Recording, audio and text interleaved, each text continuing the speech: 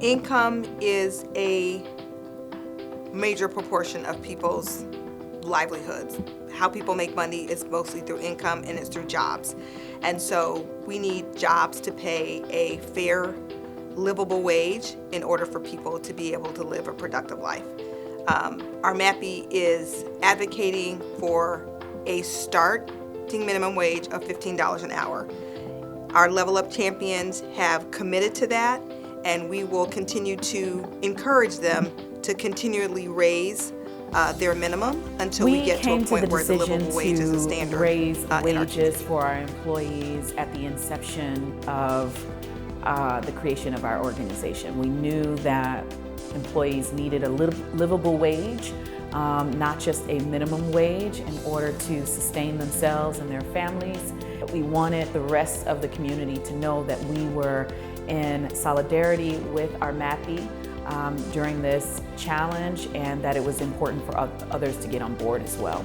It is such important work, and obviously moving and supporting people and moving outside of poverty is also very mission right for Heritage Christian Services.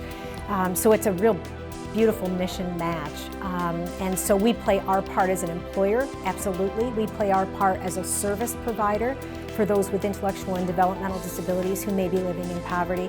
And I hope we play our part as a community member, really trying to move all of the systems, pull all of the levers that will help eventually move our community to a much more sustainable wage. We're an organization that really has a mission to connect people with good quality jobs.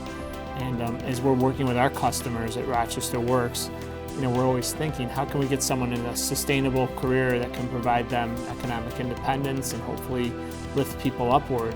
So it was only fitting that if this is the kind of religion we're going to practice at Rochester Works, we need to practice what we preach. Our organization, Rochester Works, in addition to supporting it throughout the community, we felt we need to make that very intentional at Rochester Works as well, which we were happy to do. It's about providing jobs and opportunities and also good paying jobs for those who can enter the workforce and really hopefully add to the economic vitality of our region.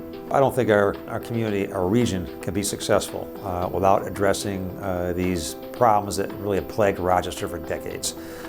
Be it poverty, be it issues of racism and discrimination, there are things that we have to address. And the Chamber, again, is a major voice and advocate. We represent 1,300 businesses.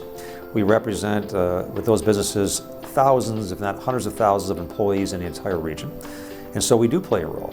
And our role is to, again, look for ways to address inequities, look for ways to address the issues of poverty by providing employment, providing opportunities, providing jobs that pay well. What collective impact means to me is that it really is an opportunity for institutions, organizations, individuals to come together to try to solve this challenge. We know that the scope and scale of poverty, if we consider for a moment how we got here, we know that it was a lot of collusive behavior in some instances by a lot of organizations and institutions in our community.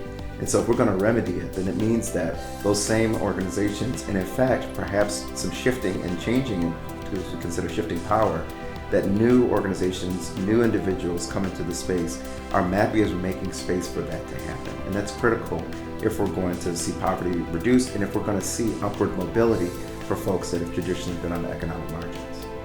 We made the decision to raise wages for our employees back in 2019. We did it as a senior management team. We were talking about ways that we could help our employees.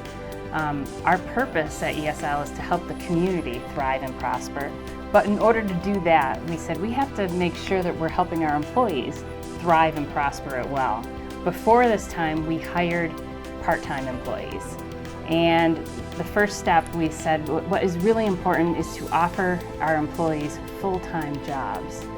And secondly, we should offer employees certainly a living wage and make sure that everyone was paid at least $15 an hour moving forward.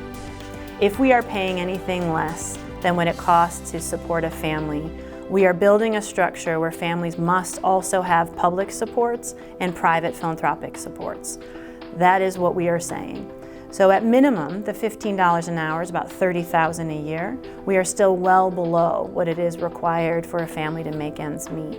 So at United Way, we want to lead by example. We've been at $15 an hour for quite some time now. The need is now, but getting there from here to there takes time, and that is hard to understand and it's hard to say, but it is important to recognize the challenges of going from the wage levels that we've been set and where we need to get so families can make ends meet.